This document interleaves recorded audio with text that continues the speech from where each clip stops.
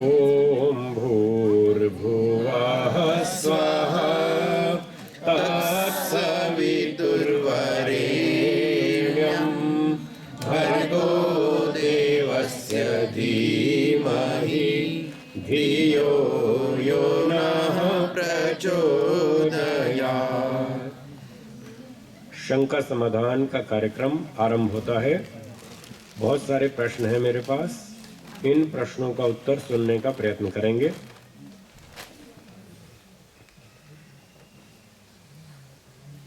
एक प्रश्न है कि आपने सुना होगा मर्सी किलिंग, आपको वो किस हद तक ठीक लगता है? मर्सी किलिंग ठीक नहीं है, गलत है। मर्सी किलिंग का मतलब एक व्यक्ति रोगी है, बुढ़ापे में है और वो ठीक नहीं होता, उसका रोग, परेशान हो गया, दुखी हो गया, और वो डॉक्टर साहब से कहता है, डॉक्टर साहब मुझे जहर का इंजेक्शन दे दो, मैं मर जाऊं, मुझ पे दया करो, मुझे मार डालो। इसको बोलते हैं मर्सी किलिंग, दया मृत्यु, रोगी पर दया करके उसको मार देना, इसको बोलते हैं मर्सी किलिंग। तो ये मर्सी किलिंग ठीक नहीं है, इसका सदुपयोग कम होगा, दुरुपयोग अधिक होगा। जो लोग दुश्मनी करते होंगे वो मर्सी किलिंग में क्रूअल्टी किलिंग करवा डालेंगे, नाम होगा मर्सी किलिंग का और कर डालेंगे क्रूअल किलिंग, इसलिए वो ठीक नहीं है। बट जैसे अगर एक महिला चेन्नई में ही पाई गई, एक महिला को कोमा में थी, बहुत सालों से कोमा में थी, तो हॉस्पिटल में मतलब उसको बेड दिया गया था, पर उसके परिवार वाले वो फीस नहीं चुका पा रहे थे, तो फिर तब सरकार चुकाए, सरकार का काम है। जो गरीब आदमी है उसको रोटी नहीं खा नहीं सकता, पूरी ताकत लगा रहा है, फिर सरकार की जिम्मेदारी है उसको दवाई देना। इंग्लैंड में देखो, सरकार दवा देती है रोगियों को, बूढ़ों को, सबको सरकार देती है, वो सरकार की जिम्मेदारी, ना कि रोगी को मार देना। हर एक को अपने अपने कर्मों का फल भोगना है, उसको तो भोगना ही है।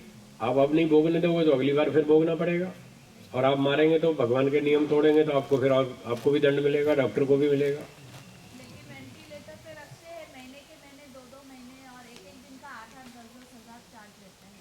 वो तो फिर डॉक्टरों की भी कुछ गड़बड़ है, वो इतना चार्ज क्यों लेते हैं, कम लेना चाहिए। जबकि वो बिना मशीन के वो 1 सेकंड भी नहीं घुस सकता है, मरीज अत्याचार जैसा हो जाता है कि इधर उधर का नीडल डाला। तो वो मत करो, खामखा क्यों किसी को परेशान कर रहे हो। अब जो उसको जीने का कोई चांस नहीं है और उसका आयु पूरी हो चुकी है, तो उसको वो गलत है, वो डॉक्टरों का अपराध, वहाँ उनको दंड मिलेगा।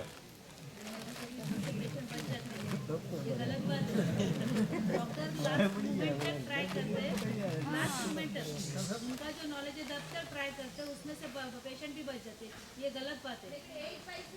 एज वाइज भी रहते, उसमें से जिंदा होता है इंसान, उसमें से ही बच जाता है। और कम आयु वाले देखिए हमारा कहने का मतलब सिर्फ इतना है कि अगर रोगी बच सकता है, उसके शरीर में ताकत है, कुछ साल और जी सकता है, तो उसको बचाना चाहिए, उसमें कोई आपत्ति नहीं है। हमने ये कहा कि अगर उसकी उम्र पूरी हो गई, बूढ़ा हो गया और अब जीने का कोई मतलब नहीं है, तो खामखा उसको लंबा खींचना उसकी परेशान करने वाली बात है, तो वो ठीक नहीं है। एक उदाहरण देती, 36 साल हो गया, एक नर्स है, उसके ऊपर बलात्कार हुआ था, वो कोमा में गई, 36 साल से वो अभी हॉस्पिटल में बम्बई के, अभी भी जिंदी है, वेंटिलेटर पे, लेकिन जिंदी है, और 36 साल हो गए, बलात्कार एक ही कॉज हो गया उसके ऊपर, अदरवाइज कुछ भी नहीं, लेकिन अभी भी जिंदी है। ये नर्सिंग केयर भी अच्छी है हमारी, और डॉक्टर भी करते हैं, ये गलत बात है। नहीं, जो बच सकता है उसको बचाओ, हाँ उसको बचाओ। जो बिल्कुल बूढ़ा हो गया, मरने की तैयारी में, उसको क्यों लंबा खींचो, उसको मत खींचो, खामखा उसको परेशान नहीं करना चाहिए। हाँ जी, अगला प्रश्न, शब्द मां अलगता केम, शब्द अलग अलग क्यों? नमस्ते, हरिओम, जय श्री कृष्ण, राम राम, जब लोग मिलते हैं तो अलग अलग शब्द बोलते हैं ना, कोई नमस्ते बोलता है, कोई जय श्री कृष्ण बोलता है, कोई राम राम बोलता है। तो एक ही धर्म में अलग अलग ग्रुप केम?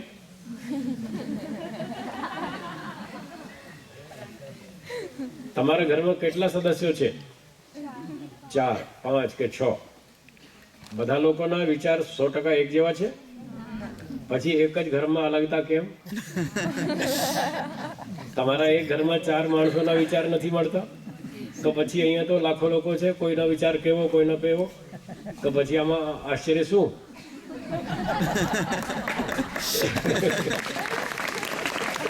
समझ में आ गया? चलो अगला प्रश्न। આપણા ઘરમાં બાળકનો જન્મ થાય તે પછી 6 દિવસે વિધાતા લેખ લખવા આવે છે, તે કેટલું સત્ય છે? જન્મથી પહેલા લેખ લખાઈને આવે છે કે પાછળથી લખાય છે? જન્મથી પહેલા લખાય છે, पहला लेख लखाए छे પછી जन्म थाय छे। ठीक है, समझ में आ गया? हिंदी में बोलो। हाँ हिंदी में वो कई हिंदी वाले। हाँ हिंदी में सुनो। जन्म से पहले ईश्वर उनके फल का विधान कर देता है, सारा कर्म फल बना करके उसी हिसाब से उसको जन्म देता है, और फिर वो अपने कर्म फल के हिसाब से जीता रहता है। और 4-5 साल की उम्र तक तो छोटा बच्चा है, वो अपना पिछले कर्म का फल भोगता है। कोई नए कर्म मुश्किल से वो करता है, कोई नए कर्म को करता नहीं। जब से उसकी स्कूल की पढ़ाई शुरू होती है तब से उसके नए कर्म शुरू होते हैं। अब पढ़ेगा लिखेगा, विद्वान बन जाएगा तो मौज करेगा, नहीं पढ़ेगा लिखेगा तो फिर रेडी खींचो, ऑटो रिक्शा चलाओ, बस यही काम है। धक्का मुक्की मार के जैसे तैसे गाड़ी खींचनी पड़ेगी। तो जन्म से पहले ईश्वर उसके कर्मों का हिसाब तैयार करके उसको कोई परिवार देता है कि तुमको इस घर में जन्म लेना है, और ईश्वर देता है उसको, ईश्वर ही भेजता है। तो कर्मफल की व्यवस्था पहले हो जाती है, बाद में जन्म होता है। और आगे वो व्यक्ति स्वतंत्र है, स्वयं मेहनत करे तो ठीक, तो अच्छा फल प्राप्त करेगा, और नहीं करेगा तो नहीं मिलेगा। हाँ दूसरे लोग भी उसको परेशान करते हैं, दुख भी देते हैं, अन्याय भी करते हैं, हाथ पांव तोड़ देते हैं, मार भी डालते हैं, कुछ भी कर सकते हैं। सब लोग स्वतंत्र हैं। इस दुनिया में कभी भी कहीं भी कुछ भी हो सकता है, किसी चीज़ की कोई गारंटी नहीं है, पूरी सुरक्षा कहीं भी नहीं है। केवल एक जगह पूरी तरह सुरक्षित है, मोक्ष। इसका नाम मोक्ष। इसलिए मैं जा रहा हूँ। आपको चलना हो तो चलो, स्वागत है। इसलिए देश भर में घूमता हूँ, ढूंढता हूँ लोगों को, भाई 2-4 तो मेरे साथी बनो, कोई तो मोक्ष में चलो मेरे साथ। इसलिए ढूंढता रहता हूँ। तो करो तैयारी जिसमें हिम्मत हो। अगला प्रश्न। ईश्वर के गुण में न्यायकारी, दयालु, ये दो बात एक साथ कैसे हो सकती है? इसका उत्तर है कि लोग समझते हैं न्यायकारी का मतलब है अपराध का दंड देना, और दयालु का मतलब है माफ कर देना, दंड नहीं देना। ऐसा ही समझते हैं ना? ये अर्थ गलत है। दयालु का ये अर्थ नहीं है कि अपराधी को माफ कर देना। अपराधी को माफ कर दिया, दंड नहीं दिया, तो इससे उसकी आदत सुधरेगी या बिगड़ेगी? बिगड़ेगी। तो एक आदमी को आप माफ करते जा रहे हैं, वो बिगड़ता जा रहा है, बिगड़ता जा रहा है, ये उस पर दया है क्या? नहीं। ये दया नहीं है। अपराधी को दंड नहीं देना, माफ कर देना, ये दया नहीं है, ये तो उल्टा काम है। उल्टा और उसको बड़ा अपराधी बना देंगे आप माफ कर करके। इसलिए दया का मतलब है किसी को बुराई से बचाना, किसी की गलतियां सुधारना, किसी को अपराध से बचाना, ये उस पर दया है। और इसका तरीका यह है दंड देना। दंड के बिना कोई सुधरता नहीं, इसलिए दोनों में टकराव कुछ नहीं है। न्याय और दया में कोई विरोध नहीं है, दोनों का एक ही प्रयोजन है, दूसरे व्यक्ति को गलतियों से बचाना, अपराध से बचाना, दुखों से बचाना। आप अपने बच्चों को दंड देते हैं कि नहीं देते? देते। क्यों? आप उनके दुश्मन है क्या? नहीं। दुश्मन है या दयालु है? दयालु है। आप बच्चों पर दयालु हैं, इसलिए आप उनको प्यार से समझाते हैं। जब नहीं मानते तो फिर डांट लगाते हैं, और डांट से भी नहीं मानते फिर थप्पड़ लगाते हैं, और कई बार खाना बंद कर देते हैं। आज शाम को खाना नहीं मिलेगा, तुम गड़बड़ करते हो। ये दंड इसीलिए दिया जाता है, उनके सुधार के लिए। ये उन पर दया है। मन में जो आपकी भावना है कि इनका सुधार होना चाहिए, ये है दया। दोहराइए। मन में जो भावना है कि इनका सुधार हो जाए, वो है दया। तो जो मन में भावना है इनका सुधार हो जाए, इस मानसिक भावना का नाम है दया। और ऊपर से जो पिटाई करते हैं, ये है न्याय। और दोनों का प्रयोजन एक ही है कि इनका भला होना चाहिए, इनका अपराध कम होना चाहिए, इनका दुख छूटना चाहिए, इनको सभ्य बनाना है, बुद्धिमान बनाना है, धार्मिक बनाना है, ईमानदार बनाना है। दोनों का प्रयोजन एक ही है, इसलिए इसमें कोई विरोध नहीं है। ईश्वर सबका भला चाहता है, ये है उसकी दया। और अपराधियों को दंड देकर कुत्ता, बिल्ली, गधा, सुअर, बंदर बनाता, देखो कैसे कूद रहे। बेचारे रात भर ठंड में मरते हैं, आप अंदर कंबल रजाई में सोते, ये रात भर पेड़ों पे ठंड में मरते। ये दंड दे रखा है ईश्वर ने। तो गड़बड़ करेंगे तो इन बंदरों को देखो, हमको भी पेड़ पर सोना पड़ेगा रात को, सावधान। तो इसमें कोई विरोध नहीं। अगला प्रश्न है कि महाराष्ट्र भूचाल या गुजरात भूचाल में लाखों लोगों की मृत्यु हो गई, क्या इनके कर्म में साम्यता थी जो एक ही बार इनको मृत्यु का फल मिला? उत्तर है कि नहीं, ये कर्मफल नहीं था। बताया ना, भूकंप, आंधी, तूफान, बाढ़, ये सब के सब प्राकृतिक दुर्घटनाएं हैं, एक्सीडेंट्स, नेचुरल एक्सीडेंट्स। इनसे भी बचना हमारी जिम्मेदारी है, ये कोई कर्मफल नहीं है। कहीं कहीं कर्मफल होता है जब हम जानबूझ के मरने जाए, जैसे मछुआरों का उदाहरण दिया। सरकार ने कहा कि समुद्र में तूफान आएगा, मछुआरों को मना किया मत जाना वहां पर मच्छी पकड़ने, और फिर भी वो गए जानबूझ के और तब मरे, तब तो कर्मफल है। और जब पता ही नहीं था कि रात को लातूर में भूकंप आएगा रात के 1:30 बजे और 1 लाख लोग मारे गए, पता ही नहीं था, तो ये तो कर्मफल नहीं हुआ ना, ये दुर्घटना थी, दुर्घटना में मारे गए, वो कर्मफल नहीं। प्रश्न, लेडीज को वेद पढ़ना चाहिए या नहीं पढ़ना चाहिए? बिल्कुल पढ़ना चाहिए, सबको पढ़ना चाहिए, पुरुषों को भी, स्त्रियों को भी, सबको वेद पढ़ना चाहिए।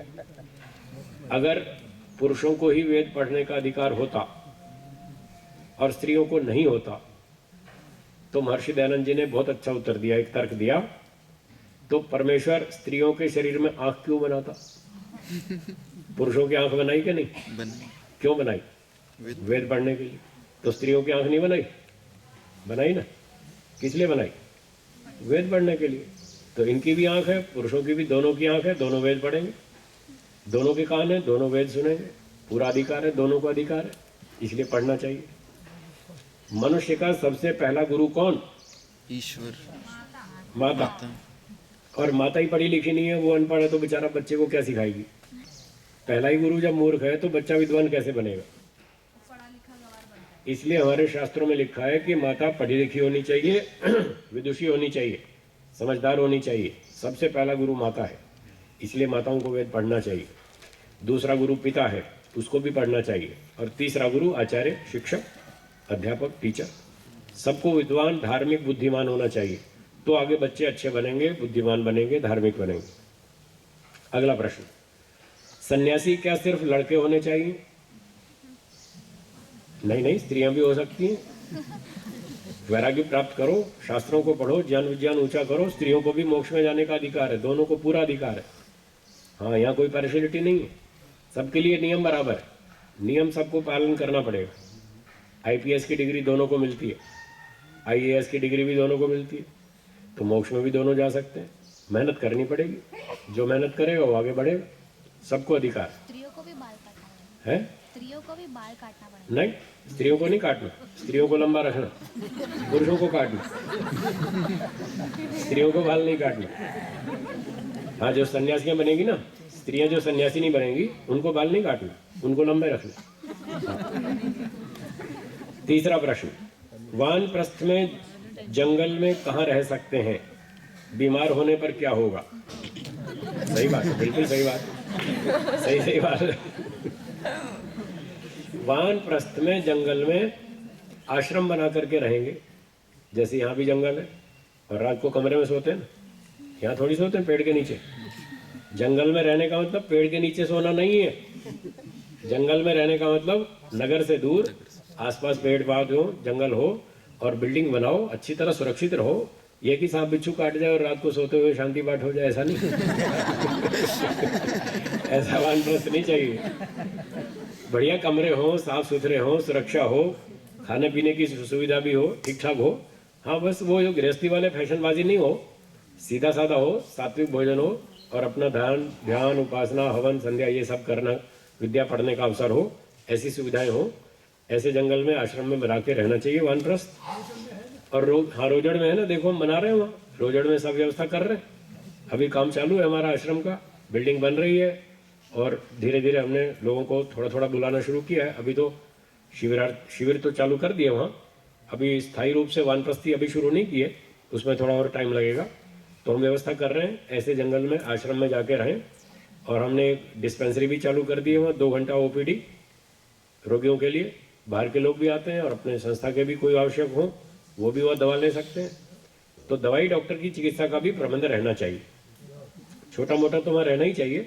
और इमरजेंसी हो तो फिर आसपास कोई डॉक्टर के पास जाओ, हॉस्पिटल में जाओ, इस तरह की व्यवस्था होनी चाहिए। वानप्रस्थ का मतलब ये जंगल में जाके दुखी होना और तड़प तड़प के मरना, ये मतलब नहीं है। ठीक ढंग से अपने जीवन की सुरक्षा रखते हुए काम करना, ये मतलब है। अच्छा जी, आगे प्रश्न है, सत्य ए छे કે દરેક ધર્મ વેદ આધારિત છે, તો શું આર્ય समाज અને हिंदू समाज अलग છે? कल भी मैंने बात उठाई थी, रात को चर्चा चली थी कि दरेक धर्म वेद आधारित है। ये सिर्फ कहने की बात है। जो व्यक्ति कहता है सारे धर्म वेद पर आधारित है, उसने धर्मों का अध्ययन ही नहीं किया, इन संप्रदायों का अध्ययन ही नहीं किया। उनको यही पता नहीं धर्म एक होता है या बहुत सारे होते हैं। आप क्या मानते हैं, धर्म एक होता है या अनेक? एक ही। अनेक होते हैं, ये बात ठीक है। तो धर्म जब एक ही है तो ये अनेक धर्म की तो बात ही गलत है। ये प्रश्न क्यों उठा रहे हैं कि अनेक धर्म, सारे धर्म वेद पर आधारित है? धर्म तो होता ही एक है, अनेक धर्म तो होते ही नहीं, इसलिए प्रश्न ही गलत है। तो ये जो संप्रदाय हैं, इन संप्रदायों में 20, 30, 50, 60% बातें वेद की हैं। बिल्कुल ठीक है, मुझे भी स्वीकार है। इस तरह से इन सब संप्रदायों का मूल आधार तो वेद है, ये तो ठीक बात है। पर मेरा प्रश्न ये है कि जब आप बाजार में हल्दी खरीदने जाते हैं तो कैसी हल्दी चाहते हैं, 100% शुद्ध या मिलावटी? 100% शुद्ध। गरम मसाला खरीदते हैं तो 100% शुद्ध चाहिए या मिलावटी चाहिए? 100% शुद्ध। घी आपको 100% शुद्ध चाहिए, दूध शुद्ध चाहिए, मसाला शुद्ध चाहिए, घी और हल्दी शुद्ध चाहिए, हर चीज आपको शुद्ध चाहिए। और जब धर्म की बात आती है तब 100% शुद्ध क्यों नहीं चाहिए? तब मिलावटी क्यों लेते हैं आप? क्या धर्म 100% शुद्ध नहीं चाहिए? चाहिए। अगर 100% शुद्ध चाहिए तो केवल वेद है, इसलिए सब संप्रदाय में गड़बड़ है। किसी में 20% मिलावट, किसी में 30%, किसी में 50%। इसलिए इन संप्रदायों से आपका कल्याण नहीं होगा। जो सच बात है वो मैंने बताई, आपको समझ में आए तो लाभ उठाओ, नहीं आए तो कोई बात नहीं, झगड़ा कुछ नहीं, जबरदस्ती कुछ नहीं, हम जबरदस्ती नहीं करते। हाँ, नहीं आए समझ में कोई बात नहीं, आपकी बात आपके पास, हमारी हमारे पास।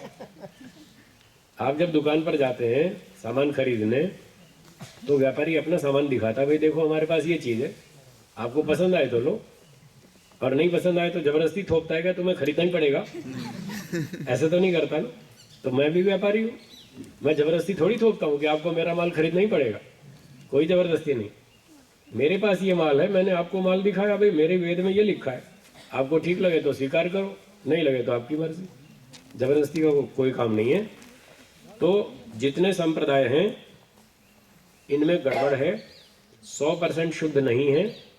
अगर आपको घी, दूध, तेल, मसाला सब चीज शुद्ध चाहिए तो धर्म भी शुद्ध चाहिए। 100% शुद्ध धर्म केवल वेद है, इसलिए आप वेद पढ़ें, वेद के अनुसार सारे कार्यक्रम चलाएं तो आपकी उन्नति होगी, अन्यथा आपको नुकसान होगा। अब क्या करना वो आप जानो, मेरा काम बताने का मैंने बता दिया। आगे प्रश्न है, अगर आपका काम आपके लिए ज्यादा धन कमाए तो ये सही है या गलत? ये मेरे लिए पूछ रहे हैं, अपने लिए पूछ रहे हैं? किसके लिए पूछ रहे हैं? है जी, किसके लिए पूछ रहे हैं? किनका प्रश्न है? हाँ जी, किनका प्रश्न है ये? वो प्रश्न वाले हाजिर हैं यहाँ के नहीं है? हाजिर नहीं है? अभी नहीं है, प्रश्न वाला ही हाजिर नहीं है तो उत्तर किसको सुनाएंगे? रहने दो, चलो औरों को सुना देते हैं। अगर आप अपने लिए प्रश्न पूछ रहे हैं कि अगर हमारा काम करने से धन अधिक मिलता हो, है जी, अगर अपना काम करने के लिए ज्यादा धन कमाएं तो क्या ये सही है या गलत? तो इसका उत्तर ये है कि धन मैंने बताया था वो बुद्धि खराब करता है। आपका काम है मोक्ष में जाना, दूसरा कोई काम नहीं है। और मोक्ष में जाने के लिए बहुत धन नहीं चाहिए, थोड़े में काम चल जाता है। धन अधिक नहीं चाहिए, मोक्ष में जाने के लिए विद्या अधिक चाहिए। विद्या प्राप्त करो, पूरा जोर लगाओ विद्या के लिए। धन तो दो रोटी खाने के लिए काफी है। जीने के लिए व्यक्ति को कितना धन चाहिए? 2 रोटी 2 कपड़ा, वो तो बहुत आराम से मिल जाएगा। इसलिए बहुत धन की आवश्यकता नहीं है। जो भी मोक्ष में जाना चाहता है उसको बहुत धन नहीं कमाना, थोड़े से काम चल जाता है और वो तो उसको बिना मांगे भी मिल जाता है। थोड़ी सी मेहनत करो, अच्छी तरह मेहनत से ईमानदारी से काम करो, बुद्धि से, बिना मांगे पैसा मिल जाता है, कोई कमी नहीं है। मुझे देखो 32 साल हो गए काम करते हुए, मैंने 1 पैसा भी नहीं मांगा आज तक। 32 वर्ष हो गए, देश में घूमता हूँ, बस में जाता हूँ, टैक्सी में जाता हूँ, ट्रेन में जाता हूँ, एसी में जाता हूँ, फ्लाइट में जाता हूँ, और एक पैसा नहीं मांगता किसी से, खूब मिलता है मुझे, बिना मांगे मिलता है। क्या कमी है? हाँ, मेहनत से काम करता हूँ। वो 3 बात ध्यान रखना। पहला काम मेहनत से काम करना, दूसरी बात ईमानदारी से काम करना, और तीसरी बात बुद्धिमत्ता से काम करना। तो 3 चीज पकड़ के चलता हूँ, मुझे कोई कमी नहीं है, भगवान की बहुत दया है। साल में 10-12 बार तो फ्लाइट में उड़ता हूँ, शायद आप नहीं उड़ते होंगे 15 बार, नहीं उड़ते ना। और देखो, आपसे बढ़िया ढंग से जीता हूँ। ट्रेन में एयर कंडीशन में जाता हूँ, और ऐसा नहीं सोचना हमेशा मौज करता हूँ। सड़क पे पैदल भी चलता हूँ, धूप में भी चलता हूँ, साइकिल पे भी जाता हूँ, स्कूटर पे भी जाता हूँ। ऐसा नहीं समझना हमेशा एसी में ही रहता हूँ, ऐसा नहीं है। जंगल में रहता हूँ, फर्श पे सोता हूँ, 23-25 साल तक जमीन पर सोया हूँ, बिना बिस्तर के भी सोया हूँ, बिल्कुल साफ चटाई भी नहीं, कुछ नहीं, सूखे फर्श के ऊपर भी सोया हूँ कई महीनों तक। ऐसा नहीं समझना, दोनों तरह के काम करता हूँ, तपस्या भी करता हूँ और सुविधा का भी प्रयोग करता हूँ। जैसा मिले वैसा, मेरा एक सिद्धांत है, आप भी सीख लो। मिल गया तो ठीक है, मिल गया तो ठीक है, नहीं मिला तो कोई बात नहीं, बस सुखी हो जाओगे। सूत्र याद रखो, मिल गया तो ठीक है, नहीं मिला तो कोई बात नहीं। अगला प्रश्न, ध्यान करने से मानसिक तनाव दूर होते हैं। हाँ, उस प्रश्न का एक बात तो रह गई कि आर्य समाज में और हिंदू समाज में क्या फर्क है। तो फर्क बता दिया, आर्य समाज वेद को फॉलो करता है, आर्य समाज वेद को उस वेद के अनुकूल चलता है, वेद के सिद्धांतों को मानता है। और हिंदू समाज कुछ बातें वेद की मानता है, कुछ अपनी घर की मानता है। ऐसे ही सारे संप्रदाय, कुछ वेद की और कुछ अपनी। वो 100% शुद्ध नहीं।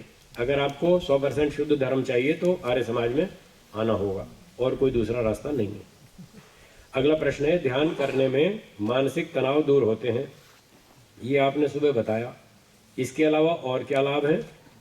और लाभ ये है कि मन शुद्ध होता है, मन में बुरे विचार नहीं आते, व्यक्ति की वाणी शुद्ध होती है, अच्छी भाषा बोलेगा, सच बोलेगा, प्रेम से बोलेगा, सभ्यता से बोलेगा, नम्रता से बोलेगा, झगड़ा नहीं करेगा, छल कपट नहीं करेगा, निंदा चुगली नहीं करेगा, शरीर से अच्छे काम करेगा, सेवा करेगा, दान देगा, दूसरों पर दया करेगा और गरीब की मदद करेगा। जो जेन्युइन रोगी है उसकी सहायता करेगा। हाँ, जो फालतू भिखारी है उनको नहीं, उनसे बच के रहना, उनको नहीं देना। शराबियों को ऐसे फालतू सहयोग नहीं देना चाहिए। जो मेहनत करते हैं उनको सहायता करो, वो अच्छी बात है। तो मन से, शरीर से, वाणी से सारे अच्छे अच्छे काम करेगा और वो सबको सम दृष्टि से देखेगा, राग द्वेष नहीं करेगा, अन्याय नहीं करेगा, पक्षपात नहीं करेगा।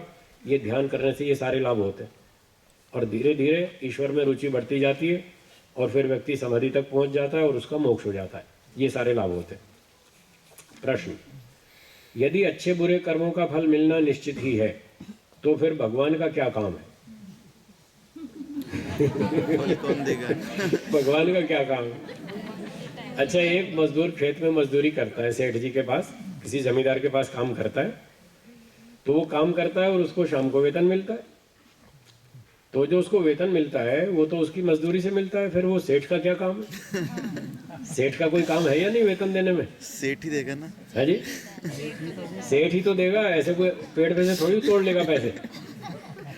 मजदूर पेड़ पे से पैसे नहीं तोड़ सकता है और सेठ की तिजोरी में से जाके खुद नहीं उठा सकता है। जो मजदूर काम करता है उसको वेतन देने का काम सेठ का है। जो रोल सेठ का है उसको फल देने में, वही रोल ईश्वर का है। आप कर्म करते जाओ और ईश्वर यूं कहते, अच्छा भाई अपने कर्म भी कर लो और अपना फल भी स्वयं ले लो, मेरे पास मत आओ लेने। तो आप ले लेंगे? नहीं ले पाएंगे। अगर ऐसी बात हो जाए तो अफरा तफरी मच जाएगी, गड़बड़ हो जाएगी। क्या गड़बड़ हो जाएगी? लोग दूसरे के अच्छे अच्छे कर्मों का फल खा जाएंगे छीन छीन के और अपने बुरे बुरे कर्मों का फल उनके पल्ले डाल देंगे। मेरा दंड तुम भोगो, मैं क्यों भोगूं? सब अन्याय हो जाएगा। इसलिए ईश्वर ये फल की व्यवस्था करता है। वो कहता है तुम्हारे कर्म का फल मैं दूंगा और अपने बुरे कर्म का फल कोई भोगना नहीं चाहेगा। पर ईश्वर दंड देता है, इसलिए गधा बनाता है, बंदर बनाता है, सुअर, कुत्ता, बिल्ली बनाता है, भोगो। ये रोल है ईश्वर का, इसलिए ईश्वर को मानना पड़ेगा। अधूरे कर्मों को पुनर्जन्म में पूरा किया जाता है क्या? जी हाँ, जिसके जो कर्म यहाँ अधूरे रह गए वो अगले जन्म में पूरा करेगा। जो जो इच्छाएं रह गई यहाँ पर पूरी नहीं हुई उसके लिए अगला जन्म, और दूसरा, तीसरा, चौथा, पांचवा, 50वां, 1 करोड़ जन्म देगा भगवान जब तक आपकी इच्छाएं पूरी नहीं हो जाएंगी। उसके पास कोई कमी नहीं है, जितने चाहो उतने जन्म देगा। और जब आप थक जाओगे, दुखी होके, मार खा खा के तंग आ जाओगे, फिर कहोगे हे भगवान बस थक गए, अब और जन्म नहीं चाहिए, फिर बंद कर देगा। वो आपकी इच्छा है, संसार में जन्म लेना या मोक्ष में जाना आपकी मर्जी। जब तक आप कर्म करेंगे, यहाँ इच्छा रखेंगे संसार में जन्म लेने की, ईश्वर जन्म देता रहेगा, उसके पास कोई कमी नहीं है। प्रश्न, आदमी की पहचान क्या है? उत्तर, जो सोच विचार के काम करे, सोच समझ के काम करे, अच्छा काम करे, बुरा काम नहीं करे, वो आदमी। और जो बुरे काम करे, बिना सोचे समझे काम करे, पहले काम करे बाद में सोचे, वो राक्षस, वो आदमी नहीं है। प्रश्न, सभी से कोई बात नहीं का व्यवहार है, फिर भी लोग क्या है? सभी से कोई बात नहीं का व्यवहार है, फिर भी लोग क्या लिखा है? जलते हैं। अच्छा, जलते हैं, क्यों? फिर भी लोग जलते हैं। फिर भी लोग इसलिए जलते हैं कि उनको आपकी प्रसन्नता स्वीकार नहीं। आप मस्त रहते हैं, खुश रहते हैं, किसी ने कोई ऊंचा नीचा कर दिया, बोलते हैं कोई बात नहीं। अब आप जी जो प्रसन्नता से जी रहे हैं, लोगों को ये स्वीकार नहीं कि आप प्रसन्नता से क्यों जी रहे हैं, इसलिए जलते हैं। जो जलते हैं उनको जलने दो, उनकी परवाह नहीं करनी। तब भी यही बोलो कोई बात नहीं, ये जलते हैं तो जलने दो, अपना काम किए जाओ मस्ती से। तो जिस समय तो पूरा हो रहा है और प्रश्न बाकी हैं, इनका उत्तर दोपहर में देंगे। और वो अपने एक सज्जन आए हुए, कहाँ से? व्रज साहब, व्रज पटेल जी, कहाँ से आए? घाटकोपर से, दादर से? हाँ, दादर से। तो कल रात को शाम को भी कुछ बात अपनी रखना चाहते थे, आपके लिए कुछ गाइडेंस देना चाहते हैं, तो वो अपने विचार रखेंगे।